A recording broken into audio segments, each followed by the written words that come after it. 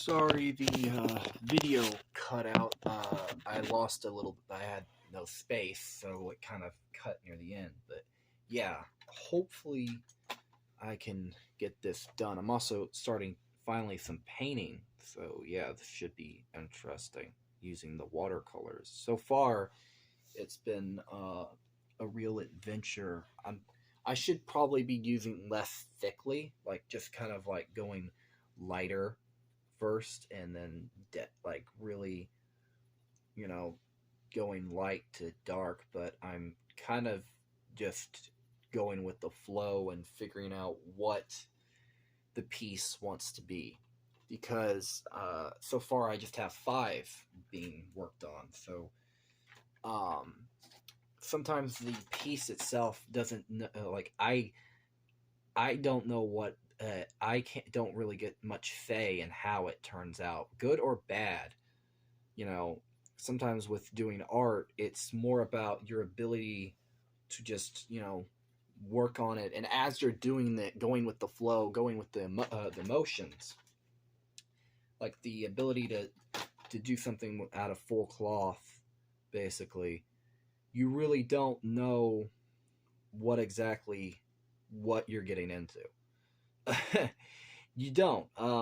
Like every piece I work on, usually depending on the complexity, the amount of characters, like it takes me a long time to really get stuff done. You can't really rush stuff. Uh, you can certainly try, but it's really gonna gravitate, and you're gonna see like that look of people are gonna like notice like if something looks rushed or looks like crap, people are going to notice it. Like people are going to notice the stuff. And nowadays, like a lot of people can't take constructive criticism, and I'm one of those people that can. Like if I mostly am I'm a type of person where I can be prideful, but I'm a lot more doubtful than prideful. And it's okay to have like those type of qualities that the qualities of like someone who really doesn't, he's kind of on the fence about his own style and his own work, because it's okay to have that, especially as an artist where you don't really know what you're doing.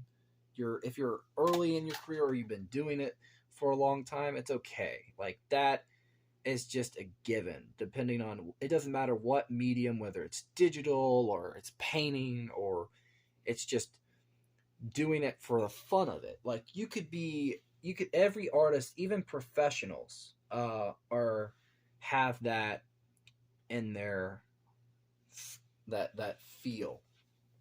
Um, and me, I'm a painter. I didn't start painting till back in 2020 or 2021. I got it for my birthday. I don't know which birthday it was. It was it wasn't too long, but it was short enough to really be an interesting one. But some family members, I don't want to go too in depth because it's personal, got me two books, Marvelosity and Mythology. And at first, I'm with kind of like on the fence about it, because one, they have a bad habit of just getting me stuff because it's cheap and it was on discount and stuff like that.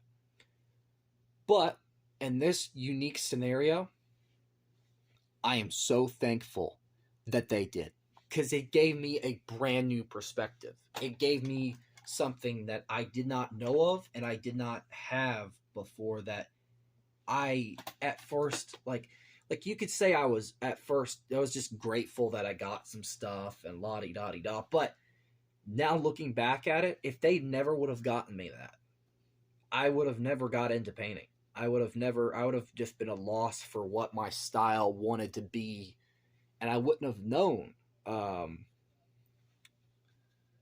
anything. Uh, because at the time, I was young, or at least younger. Uh, I didn't know what I wanted. Like, I was used to just doing with markers like Bic or um, color pencils or an occasional drawing here or there. I wasn't as really that talented at the time. I wasn't really. I wanted to do art, but I just didn't really have the means or the drive at that point in um my life because I wasn't really sure what I wanted. Like, I was kind of lost. I still can feel that way where you just don't know what you want in life. And that's okay.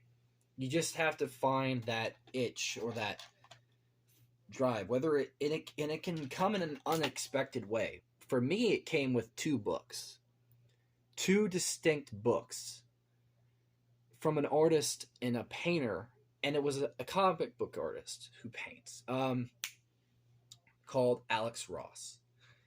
Um, I'll probably put a mention to him in the description, and I'll actually try to see if I can get a link to some of his videos. And if you guys want to check that out, please do. And at the time, I was kind of like I knew of like Todd McFarlane or Neil Adams or stuff like that, but I really just didn't really know what I wanted. I didn't know what type of style or what, like, I was just drawing and going with the motions.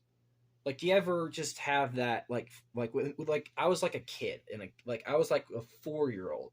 Just my drawings weren't really that good at the time. I was just drawing and just sketching and stuff. I have drawings from 2019 and and and stuff that, in my personal opinion, aren't that good, and it's okay. That's perfectly fine to have drawn. Like, keep your old stuff. You can cringe at it, and it could be, lace. You can be critical of it, and that's perfectly fine. That's what makes it worthwhile. Keeping your old stuff reminds you to improve. See? See this? This was the first attempt at using these. Guess what? I have a full grasp on them now. That's the point. Keep trying, keep working with your medium. Figure out what it is that you like about it and what it is you want to do and what stuff you like to make. Whether it's digital, or it's painting, or it's just having a fun old time. Just doing it for fun. That's the more important thing. If you're just doing it as a hobby, that's great. If you want to make it a career, that's great. If you want to do what you want to do with your art is the most, sorry, a bit of hiccups here, important thing as an artist. Because whether you don't have or do have like a full grasp of what you want to do, whether it's just a hobby or you do it for fun or you want to make a career out of it, you want to be a comic book artist, whether find your style,